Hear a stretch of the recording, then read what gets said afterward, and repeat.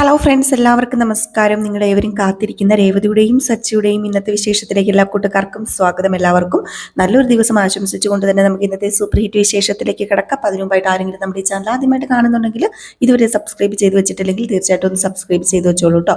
അതിനോടൊപ്പം മാക്സിമം എല്ലാവരും നമ്മുടെ വീഡിയോ ഇഷ്ടപ്പെടുന്നുണ്ടെങ്കിൽ ഒരു ലൈക്കും കൂടി അടിച്ചിട്ട് പോകാൻ മറക്കരുത്. ഇപ്പം തന്നെ ഒരു ലൈക്ക് അടിച്ചിട്ട് വീഡിയോ കാണാൻ ശ്രമിക്കണേ. അപ്പോൾ തുടങ്ങുമ്പോൾ തന്നെ കാണിക്കും നമ്മുടെ സച്ചിയുടെ രേവതിയുടെ അടുത്തിരിക്കുന്ന അച്ചമ്മേനെയും അതുപോലെ തന്നെ നമ്മുടെ രവീന്ദ്രനും ഒക്കെയാണ്. അപ്പോൾ നമ്മുടെ അച്ചമ്മ പറയുകയാണ്, മോൾ ഈ വീട്ടിൽ എന്താണ് ആരാണെന്നൊക്കെ എല്ലാവർക്കും നന്നായിട്ട് മനസ്സിലായിട്ടുണ്ടെന്ന്. അപ്പോൾ അതുകൊണ്ട് തന്നെ നമ്മുടെ രവീന്ദ്രനും പറഞ്ഞു, അതേ മോളെ, ഈ അമ്മ പറയുമായിരുന്നല്ലോ പ്രത്യേക ഒരു താളം തന്നെ ആയിരുന്നു രേവതി മോളെന്ന്. അതെ, നീ ഇല്ലെങ്കിലേ ഈ വീട്ടിൻ്റെ താളം ആകെ തെറ്റും. അത് ഉറപ്പായിട്ടുള്ള കാര്യം തന്നെയാണെന്ന്. ഇതുകൂടെ കേട്ട് കഴിയുമ്പോഴത്തേക്കും നമ്മുടെ രേവതിക്ക് ഭയങ്കര സന്തോഷമാവുകയാണ് കേട്ടോ.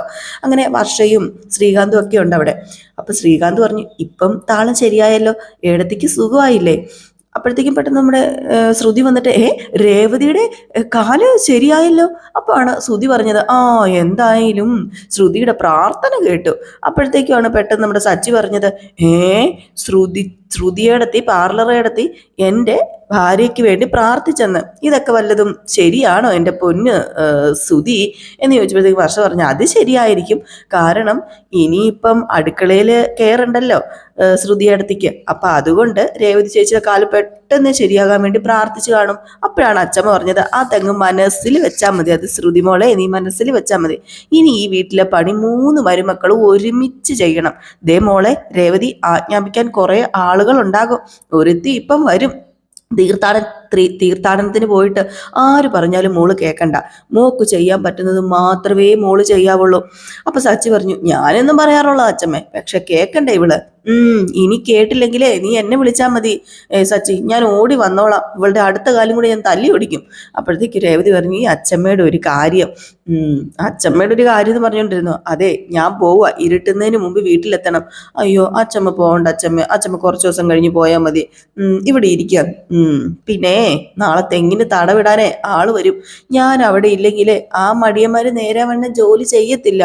ദേ ബീഡി വലിച്ചും സൊറ പറഞ്ഞും ഒക്കെ സമയം കളയും, ജോലി എടുക്കത്തില്ലെന്നേ. കുഴിമടിയന്മാരാ, നമ്മൾ അവിടെ വേണം. അപ്പൊ രവീന്ദ്രൻ പറഞ്ഞു, അല്ല അമ്മയുടെ പിറന്നാളിങ്ങ് എത്തിയില്ലേ? 80ാം പിറന്നാള് ഗംഭീരമായിട്ട് ആഘോഷിക്കണമെന്ന് എല്ലാവരുടെയും അഭിപ്രായം.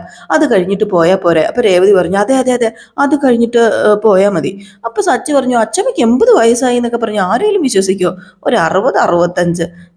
അല്ലാതെ 80 വയസ്സൊന്നും എൻ്റെ അച്ഛമ്മയ്ക്ക് ആയിട്ടില്ല. അപ്പം നമ്മുടെ മുത്തശ്ശി പറഞ്ഞു, അതേ സച്ചി, നിന്റെ കണ്ണിന് എന്തോ കുഴപ്പമുണ്ടോ, അതാ നിനക്ക് അങ്ങനെ തോന്നുന്നത്. പിറന്നാളെ നമുക്ക് നമ്മുടെ വീട്ടിൽ വെച്ച് ആഘോഷിക്കാം. അന്ന് നിങ്ങൾ എല്ലാവരും എൻ്റെ കൂടെ ഉണ്ടാകണം. ഒരു ദിവസം മുന്നേ എല്ലാവരും വീട്ടിലേക്ക് വരണം. അയ്യോ, ഒരു ദിവസം മുന്നേ അല്ല, 2 ദിവസം മുന്നേ ഞങ്ങൾ അവിടെ എത്തിയിരിക്കും, അല്ലേ അച്ഛാ എന്ന് രേവതി. അപ്പോഴത്തേക്കും നമ്മുടെ ശ്രുതി പറഞ്ഞു, നിങ്ങളെല്ലാവരും കൂടെ അങ്ങ് തീരുമാനിച്ചാൽ മതി, ഞങ്ങളുടെ ഒപ്പീനിയൻ കേൾക്കണ്ടേ? അപ്പം സച്ചി ചോദിച്ചു, എന്ത് ഒപ്പീനിയൻ? അച്ഛമ്മയുടെ ആഗ്രഹമല്ലേ, നമ്മൾ പോകും. അല്ല അച്ഛമ്മേ, എനിക്ക് വരണം എന്നൊക്കെ ഉണ്ട് അച്ഛമ്മേ, എന്ത് ചെയ്യാനാ? 2-3 ദിവസം ഷോറൂമിൽ പോകാതെ മാറി നിൽക്കാനൊന്നും എന്നെ കൊണ്ട് പറ്റില്ല. മാറി നിൽക്കാൻ പറ്റൂല, എന്തുവാടാ ഇത് എന്ന് നമ്മുടെ രവീന്ദ്രൻ ചോദിച്ചു. അപ്പോഴത്തേക്ക് ശ്രുതി പറഞ്ഞു, പാർലറിൽ എനിക്കും ഇപ്പം കുറച്ച് തിരക്കുണ്ട്, വെഡ്ഡിങ് സീസൺ അല്ലേ, എനിക്കും വരാനും ഇച്ചിരി ബുദ്ധിമുട്ടൊക്കെ ഉണ്ട്. അപ്പോഴത്തേക്ക് നമ്മുടെ ശ്രീകാന്ത് പറഞ്ഞു, അച്ഛമ്മേ ലീവ് കിട്ടാൻ ചാൻസ് ഇല്ല കേട്ടോ എനിക്കും, അത് ഞാൻ കാര്യമായിട്ട് പറഞ്ഞതാ. അപ്പോൾ വർഷം പറഞ്ഞു, വരണമെന്ന് ആഗ്രഹമുണ്ട്, എനിക്കും ലീവ് കിട്ടത്തില്ല അച്ഛമ്മേന്ന്. അങ്ങനെ ആർക്കും ലീവും ഇല്ല, ഒരു കുഴപ്പവും ഇല്ല. അപ്പോൾ അച്ഛമ്മയുടെ മുഖം അങ്ങോട്ട് വാടി കേട്ടോ. അപ്പോൾ രവീന്ദ്രൻ പറഞ്ഞു, അമ്മേ പിള്ളേർ പറയുന്നത് കേട്ടില്ലേ, എല്ലാവർക്കും ജോലി തിരക്കൊക്കെയാ, ഇനിയിപ്പോൾ എന്താ ചെയ്യുക അമ്മേ? ഒന്നും ചെയ്യണ്ട ആരും, ഞാൻ ചെയ്തോളാം എല്ലാം. എൻ്റെ കൊച്ചുമക്കളൊക്കെ ഒരുപാട് വളർന്നെന്നേ എനിക്ക് ഇപ്പോഴാണ് മനസ്സിലായത്. എൻ്റെ പിറന്നാൾ ആഘോഷിച്ചാൽ എന്താ, ആഘോഷിച്ചില്ലെങ്കിൽ എന്താ, ആരും വരണ്ട, തീർന്നില്ല അവിടെ പ്രശ്നം. ഞാൻ എൻ്റെ പിറന്നാൾ ആഘോഷിക്കുന്നില്ല, പോരെ, അതുപോരെ. അപ്പൊ രേവതി പറഞ്ഞു, അയ്യോ അങ്ങനെ അങ്ങ് ഞങ്ങൾക്ക് വിടാൻ പറ്റുമോ അച്ഛമ്മേനെ? പിറന്നാൾ നമുക്ക് ഇവിടെ വെച്ച് ആഘോഷിക്കാം, ഇവിടെ ആകുമ്പം എല്ലാവർക്കും കൂടാല്ലോ. എങ്ങനെയുണ്ട്? അപ്പൊ സച്ചി പറഞ്ഞു, രേവതി പറഞ്ഞത് കറക്റ്റാ, അങ്ങനെയെങ്കിലേ അച്ഛമ്മ പോയിട്ട് അവിടുത്തെ ജോലിയൊക്കെ തീർത്തിട്ട് പെട്ടെന്ന് ഇങ്ങോട്ട് വാ, അതുപോരെ.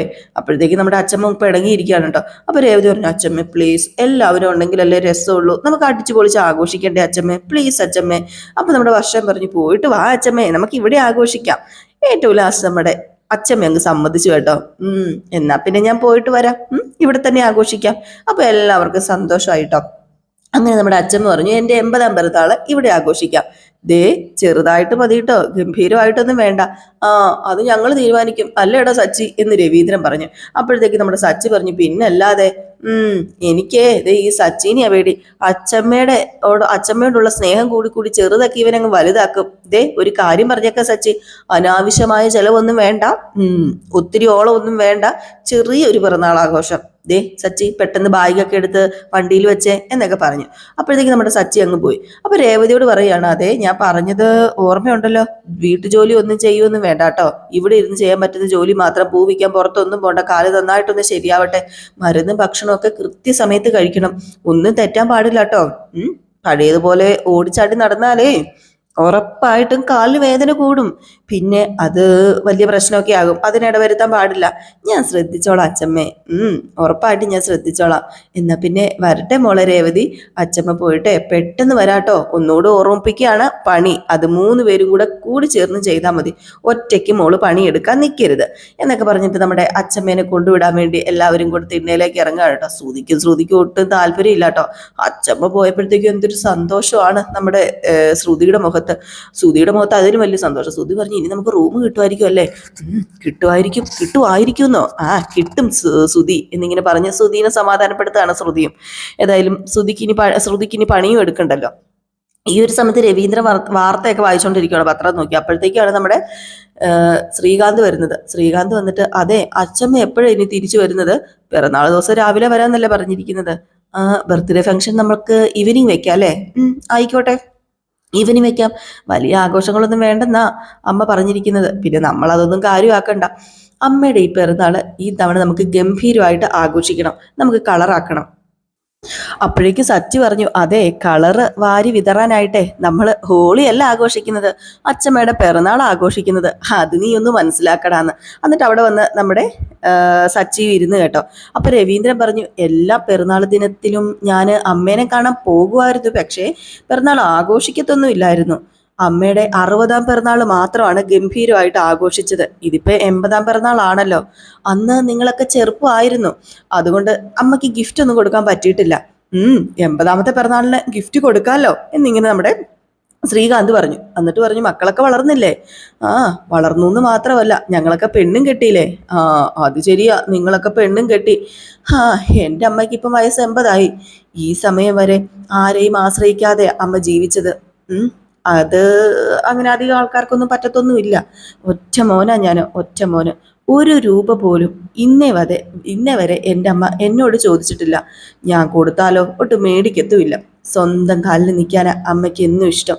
പിന്നെ അമ്മ ഇങ്ങോട്ട് തന്നതിൻ്റെ 100-ൽ 1 അംശം പോലും എനിക്ക് പോയിട്ട് നിങ്ങൾക്ക് കൊടുക്കാൻ പറ്റിയിട്ടില്ല അല്ലേടാ സച്ചി എന്ന് പറഞ്ഞപ്പോഴത്തേക്ക് സച്ചി പറഞ്ഞു, ശരിയാ അച്ഛൻ പറയുന്നത്, 100% ശരിയാണ്, കൊടുക്കാൻ പറ്റിയിട്ടില്ല.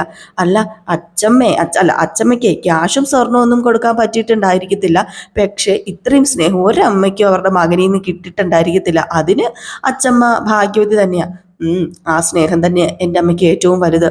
എന്നാലും ഒരു മകൻ എന്ന നിലയ്ക്ക് ചില ഒരു കടമകളും ചില കർത്തവ്യങ്ങളൊക്കെ ഉണ്ടല്ലോ, അതെനിക്ക് കൊടുക്കാൻ പറ്റിയില്ലല്ലോ.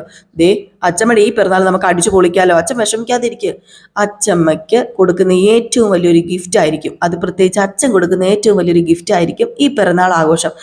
ഇതിൽ കൂടുതൽ അച്ഛമ്മയ്ക്ക് ഒന്നും കൊടുക്കണ്ട, വേറൊന്നും കൊടുക്കാൻ പറ്റിയില്ലല്ലോ എന്നുള്ള വിഷമവും വേണ്ട കേട്ടോ.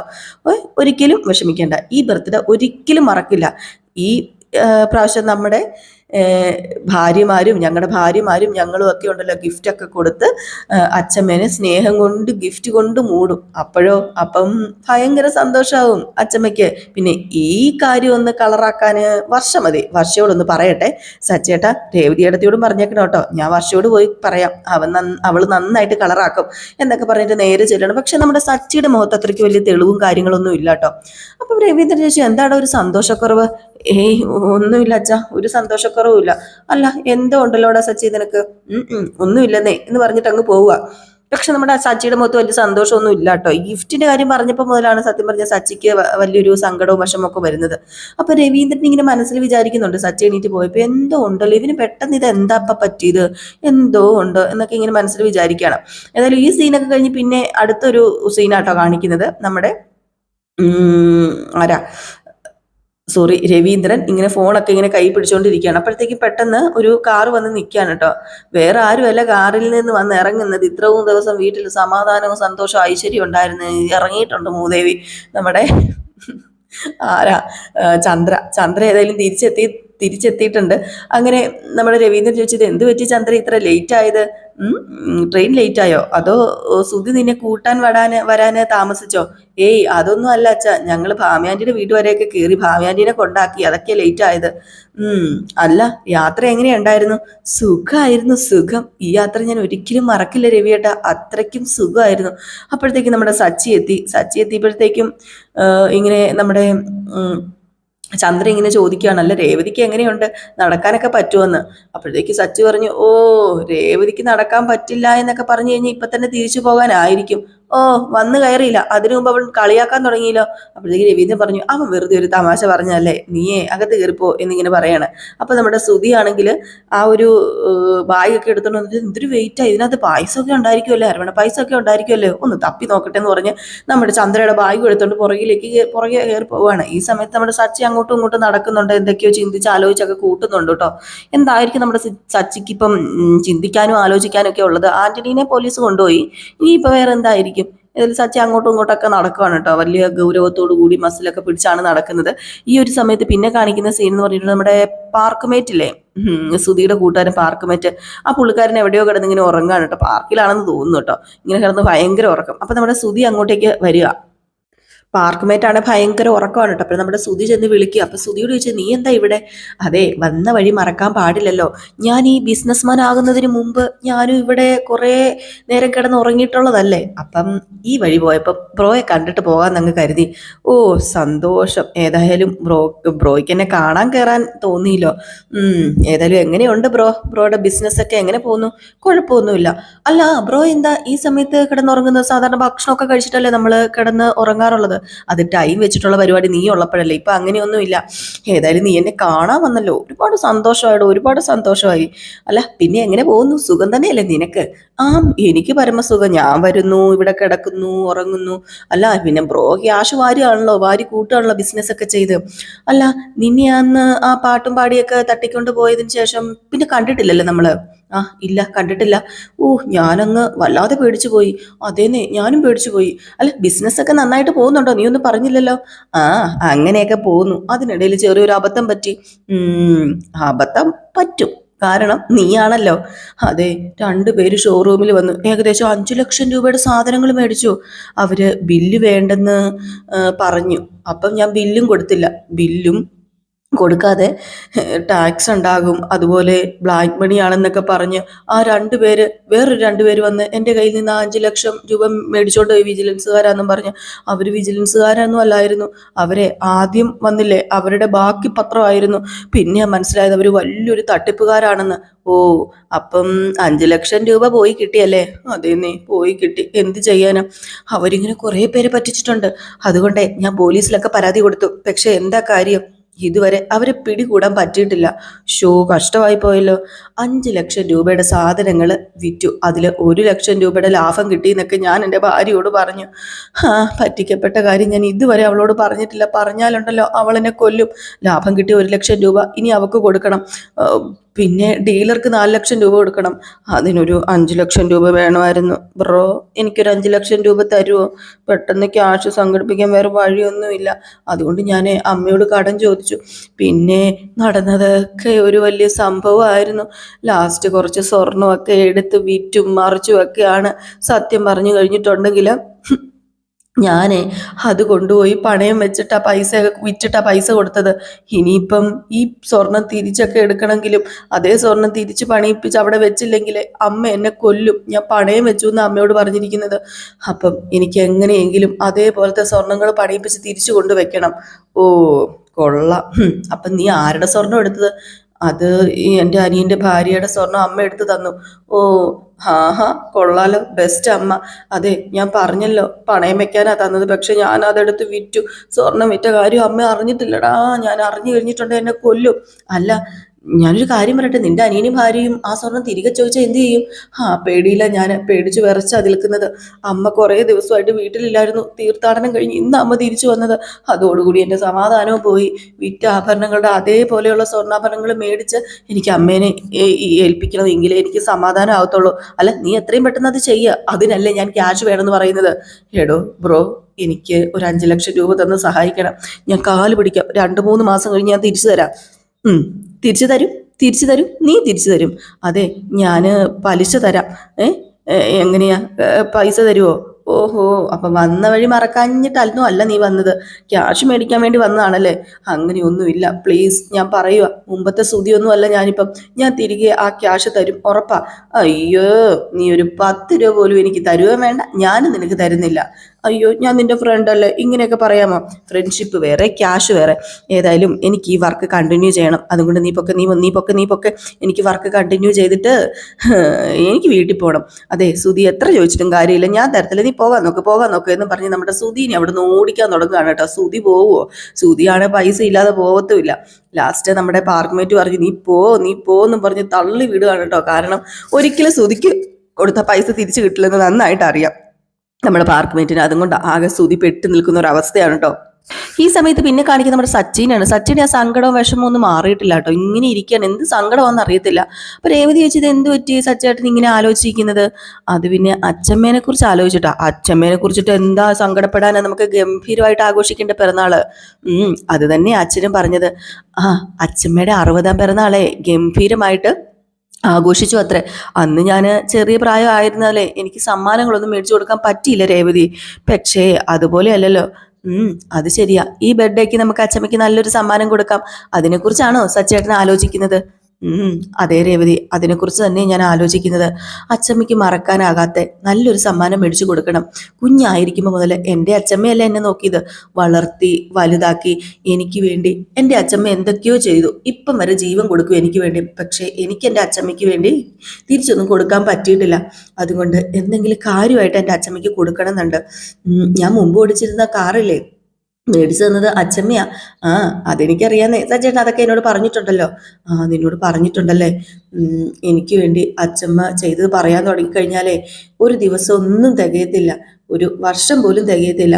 അല്ല, സച്ചേട്ടനെ അത്രയ്ക്ക് ഇഷ്ടമാണല്ലോ അച്ചമ്മയ്ക്ക്, അതെല്ലാവർക്കും അറിയാമല്ലോ. ജീവന്റെ ജീവന, പ്രാണന. അതുകൊണ്ടല്ലേ അച്ചമ്മ ഇങ്ങനെയൊക്കെ ചെയ്ത് തരുന്നത്. അപ്പൊ നമുക്ക് അച്ചമ്മയ്ക്ക് എന്തെങ്കിലുമൊക്കെ ചെയ്തു കൊടുക്കാം. പിന്നെ എന്നോടും അച്ചമ്മയ്ക്ക് സ്നേഹാട്ടോ, ജീവനാട്ടോ. എന്റെ താലികോർക്കൽ ചടങ്ങിന്റെ അന്ന് സ്വർണം വാങ്ങിച്ചു തന്നത് അച്ചമ്മയല്ലേ? അത് ശരിയാ, അച്ചമ്മ തന്നെയാ. ഒരമ്മയുടെ സ്നേഹം എന്താണെന്ന് അറിഞ്ഞതും അനുഭവിച്ചതും ഒക്കെ എൻ്റെ അച്ചമ്മയുള്ളത് കൊണ്ടാണ്. അതെൻ്റെ അമ്മയിലൂടെ ആയിരുന്നില്ല ആ സ്നേഹം ഞാൻ മനസ്സിലാക്കിയത്. ഒരുപാട് ആഗ്രഹിച്ചിട്ടുണ്ട് ഞാൻ അമ്മയുടെ സ്നേഹം കിട്ടാൻ. എനിക്കെല്ലാം തന്നത് എൻ്റെ അച്ചമ്മയാ. എന്നെ താഴെ വെച്ചിക്കാതെ തറയിൽ വെക്കാതെ കൊണ്ടു നടന്ന് വളർത്തി അച്ചമ്മ എൻ്റെ ജീവനാ. അച്ചമ്മയ്ക്ക് നമുക്ക് പിറന്നാളിന് എന്തെങ്കിലും ചെയ്യണ്ടേ, നല്ലൊരു സമ്മാനം കൊടുക്കണ്ടേ, ഒരിക്കലും മറക്കാൻ പറ്റാത്ത സമ്മാനം കൊടുക്കണം. അതാണോ ഇത്രയും നേരം ടെൻഷൻ അടിച്ച് നടന്നത്? എന്താ കൊടുക്കണ്ടേ? സച്ചേട്ടൻ തന്നെ പറ. സച്ചേട്ടൻ്റെ മനസ്സിൽ എന്തെങ്കിലും ഉണ്ടോ കൊടുക്കാൻ പാകത്തിന്? സ്വർണത്തിന്റെ നല്ലൊരു ചെയിൻ മേടിച്ചു കൊടുത്താലോ? സ്വർണത്തിന്റെ ചെയിനോ? കൊള്ളാലോ, അതിനിപ്പോ എന്താ, മേടിച്ചു കൊടുക്കാം. അല്ല, എത്ര പവന്റെ ചെയിനാ സച്ചേട്ടൻ കൊടുക്കാനായിട്ട് ഉദ്ദേശിക്കുന്നത്? ഒരു 2-3 പവന്റെ ചെയിനേലും കൊടുക്കണ്ടേ? അത്രയെങ്കിലും വേണ്ടേ? ഓ, അതിന് ഒരു 2.5 ലക്ഷം രൂപയെങ്കിലും വേണം സച്ചേട്ടാ. അത്രയും ക്യാഷ് സച്ചേട്ടന്റെ കയ്യിലുണ്ടോ? അത്രയും ക്യാഷ് പോയിട്ട് 1 രൂപ എൻ്റെ കയ്യിലില്ല. നിനക്കറിയാത്ത എന്ത് ക്യാഷാ എൻ്റെ കയ്യിലുള്ളത്? ഉണ്ടോ എൻ്റെ കയ്യിൽ വല്ലതും? അതും ശരിയാണല്ലോ സച്ചേട്ടാ. അപ്പൊ എന്ത് ചെയ്യും? എവിടെന്നെങ്കിലും കടം മേടിക്കണം, വേറൊരു വഴിയില്ല. ഇത്രയും വലിയ തുക ആര് കടം തരാനാ? എവിടെ നിന്ന് കടം കിട്ടാനാ? ഏതെങ്കിലും ഫിനാൻസുകാരോട് ചോദിച്ചു നോക്കാം. പലിശ കൊടുക്കേണ്ട വരുന്നല്ല, പക്ഷേ ക്യാഷ് കിട്ടും. അതുപോലെ. ഇത് കേട്ടപ്പോൾ രേവതിക്ക് സങ്കടമായിട്ടോ. രേവതി പറഞ്ഞു, അല്ല, കടം മേടിക്കുന്നതിൽ നിനക്ക് സങ്കടമുണ്ടോ, വിഷമമുണ്ടോ? കടം മേടിക്കുന്നതിൽ സങ്കടമൊന്നുമില്ല, പിന്നെ അച്ചമ്മയ്ക്ക് വേണ്ടിയിട്ടല്ലേ, കുഴപ്പമില്ല, നമുക്ക് അഡ്ജസ്റ്റ് ചെയ്യാം. ഏതായാലും എൻ്റെ ജീവിതം എങ്ങനെയാവും എന്നുള്ള പേടിയോട് കൂടിയാ ഞാൻ ഈ വീട്ടിലേക്ക് വലതുകാല് വെച്ച് കയറിയത്. സച്ചേട്ടൻ അറിയാലോ. അന്ന് അച്ചമ്മ തന്ന ആ ധൈര്യവും സ്നേഹവും ഒന്നും ചെറുതായിരുന്നില്ല. അതെ, എൻ്റെ ജീവിതം ആകെപ്പാടെ മാറ്റി മറിച്ചു. മറ്റു പേരുകുട്ടികളെക്കാളും അച്ചമ്മയ്ക്ക് ഇഷ്ടം സച്ചേട്ടനെ തന്നെയാണ്. അതുപോലെ മറ്റു മരുമക്കളെക്കാളും എൻ്റെ അച്ചമ്മയ്ക്ക് ഇഷ്ടം എന്നെ തന്നെയാണ്. അതൊക്കെ എനിക്കറിയാം. അതുകൊണ്ട് തന്നെ അച്ചമ്മയ്ക്ക് ഒരു കുറവും വരുത്താൻ പാടില്ല. എൻ്റെ സ്വന്തം അച്ചമ്മയാണ് എൻ്റെ അച്ചമ്മ എന്നൊക്കെ പറഞ്ഞിട്ട് ആ ഒരു സീനൊക്കെ കാണിച്ചിട്ടോ ഇന്നത്തെ വിശേഷം അവസാനിക്കുന്നത്. അപ്പോൾ എല്ലാവരും കാത്തിരിക്കുക, അടുത്ത വിശേഷവുമായിട്ട് വരാട്ടോ. അപ്പോൾ അതുവരെ എല്ലാവർക്കും ടാറ്റ ബൈ ബൈ. ലൈക്ക് അടിക്കാൻ മറക്കരുതേ.